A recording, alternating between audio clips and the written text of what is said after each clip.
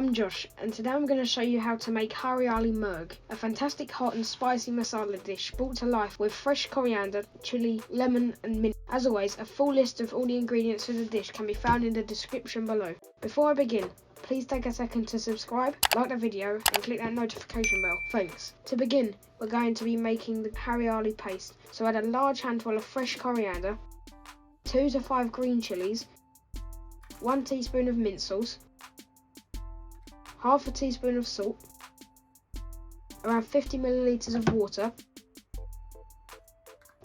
and 1 tablespoon of lemon juice. Blend until you get a nice smooth paste and put aside.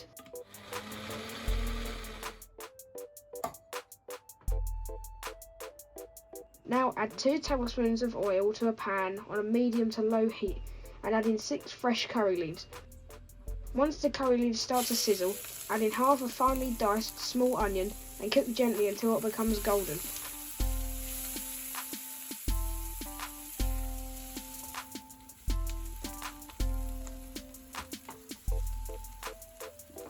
Add in 1 tablespoon of garlic and ginger paste and allow to fry out for 30 seconds.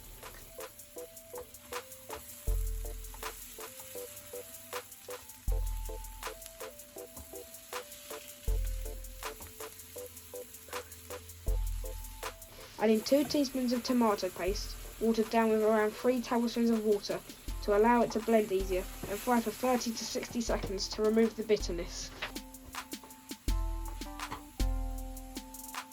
Time for the spices, so add in 1 teaspoon of coriander powder, 1 teaspoon of cumin powder, 1 teaspoon of Kashmiri chilli powder, 1 teaspoon of black pepper, half a teaspoon of garam masala and 1/4 teaspoon of turmeric. Allow to fry gently for 2 to 3 minutes until the oil starts to separate. It's fine to add a little base gravy to loosen things up, as you want to fry the spices, not burn them.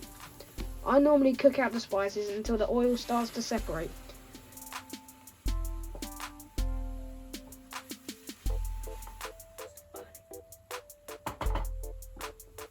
Add in around 125 millilitres of curry base, mix well and allow to reduce by half before adding another 125 millilitres.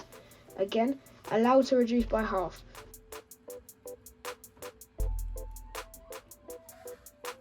Add in your choice of protein and coat well with the sauce to stop it drying out.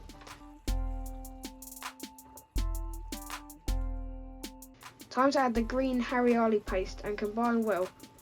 Continue to reduce until the meat is cooked and the sauce is the consistency you require. I prefer to cook this to a thick sauce. Serve sprinkled with a little bit of fresh coriander and some sliced red chillies.